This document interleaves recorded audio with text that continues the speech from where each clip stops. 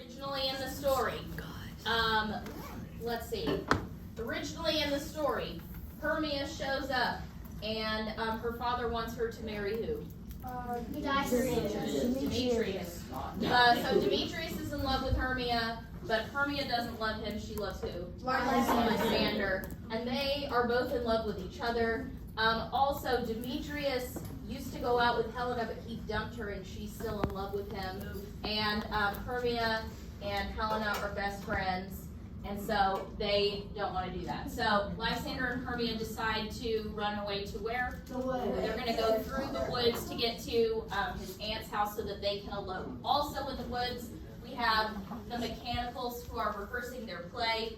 Nick Bottom is the one that gets turned into a donkey, well, just his head. And Titania and Oberon are fighting over what thing do they both want? The changeling baby. So Oberon and Puck get the magical love flower. And so far, we have applied the magic to Titania. We have applied the magic accidentally to Lysander instead of Demetrius. So far, Lysander has woken up by Helena on accident, and he is in love with her. He does not love Hermia anymore.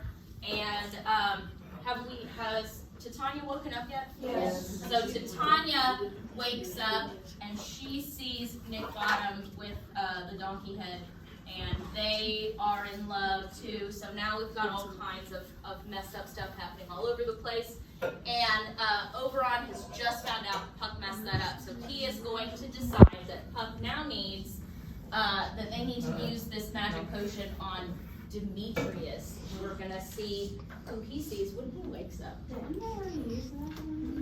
They're about to. He just told him to.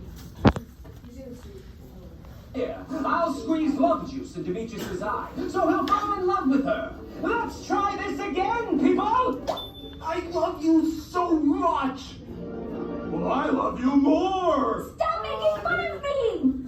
All right, so Helena thinks that this is all some big practical joke, and that everyone's just being mean to her because that's how low her self-esteem is. So now Demetrius doesn't love Hermia anymore. He also is in love with Helena by magic. So now we've swapped things around. Both boys are in love with Helena now. Nobody's in love with Hermia. There's a really great scene where all four of them are on stage at the same time. Helena's telling everybody to stop making fun of them, and finally Hermia, who's been wandering around looking for Lysander, runs up and finally finds him and says, "Oh my gosh, there you are, I've been looking for you everywhere." And he's like, "Ugh, go away." And she's like, "But why would you leave me?" And he's like, "Because I don't like you anymore." And then she gets really mad, and he says, "The only person in the world that I love is Helena." And Hermia gets really, really mad. And then Helena says something like, though she be but little, she is fierce. Have you heard that before? Which basically means, even though Hermia is really short, I think she could beat me up. Please protect me. And she behind both of the boys. And that makes Hermia really mad because she is super scrappy. She's about to fight somebody. So, in the Shakespeare version of this, Hermia takes her earrings off and is like, "All right, let's go." And she gets really mad, and she's like, because you're so tall and beautiful, you came here and you stole my fiance from me and all this stuff, and Demetrius has changed his mind, and so Hermia is mad. Helena thinks this is all a big joke, and Hermia's in on it too. Hermia just has decided that this lady came in and stole her man. So both of the girls get in a big fight, like a cat fight, and the boys decide that what they're going to do is go off and duel each other, gentleman style, to the death to see who gets to be the And Oberon and Puck sort of watch this whole scene. What is going on here? I don't love you anymore. I love Helena. You hussy! Get the fuck out! Tiny Turner, we've got to fix this before those guys kill each other.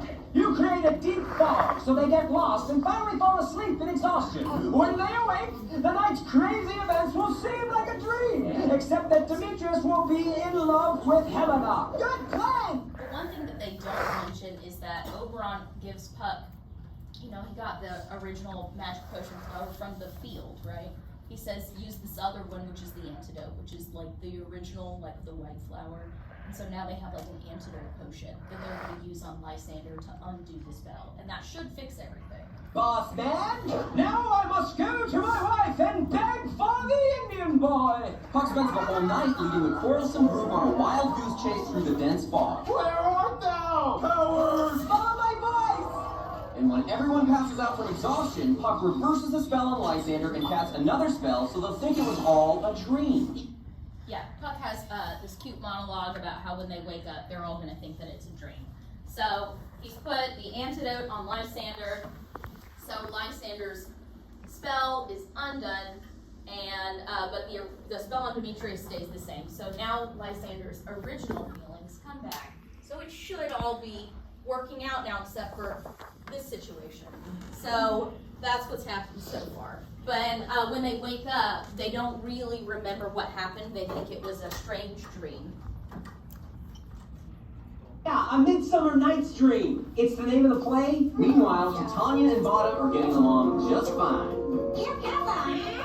All right, enough of this. And what about the Indian boy? Oh, I ran into Titania at the edge of the forest and taunted her until she gave him to me. Oh, I just dreamt that I was in love with it. All right, so yeah, so it's weird. The center of their conflict is all about whether or not they're going to get this Indian boy, but the scene where he gets it happens. It doesn't happen on stage. He's just like, oh, that I got it already, and he's like, oh, okay, and he says basically, I actually feel kind of bad about what I've done, so I want to undo this because. In spite of the fact that he's not the most honest person that's ever been, Oberon does love Titania, so he undoes the spell, and they kind of do the same thing to Nick Bottom, where after Titania and Oberon leave, they fix his face, and when he wakes up, he thinks too that he just had a weird dream. All right. Oberon forgets their argument and the two dance off together so they can bless Theseus's marriage. What the heck is this? I thought those guys hated each other because...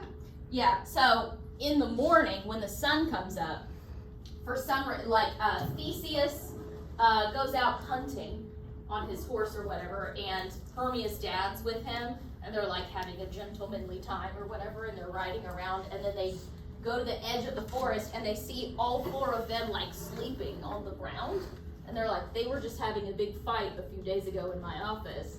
What's up with this? And then they all wake up and tell them about this dream they had, and Demetrius says this really sweet thing about my love for Hermia faded as the snow, and now all I have is my love for Helena. And Helena's like, cool, magic.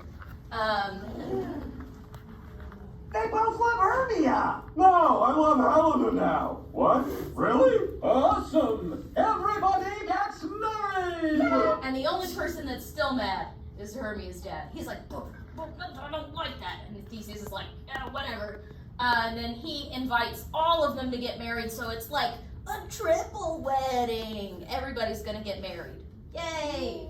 Bottom wakes up from his dream and reunites with his pals, who thought he was dead. What happened? No time for that now. We gotta get ready to perform the play. And the play is horrible. Oh, night, whichever art when day is not. That's a literal quote from the play within a play that they do. Oh day, oh night, whichever art when day is not. Oh nighttime, the time when it isn't daytime. Oh night, it's so dark. It's dark outside because it's nighttime. That's basically what it's like. There's at the beginning of the play, there's a whole monologue from the guy that plays the wall. And he comes out and he goes, I am the wall. This is the hole in the wall. And they're going to talk through the hole in the wall. Thanks. And like, that's his monologue. It's real dumb. One of the characters. Desire, along with its depth and the sighs and tears that often make lovers miserable. All right. Do you know what arbitrariness means? Randomness. It just happens. So basically, Shakespeare is saying like, because Demetrius and Helena end up together, which makes a happy ending, but only with a magic random intervention does that happen. It's arbitrary. It's powerful and it captures you entirely, but it's kind of a random happenstance. And then at the end, there's a big happy wedding and a big silly play, and it ends, and it's really happy. So that's it.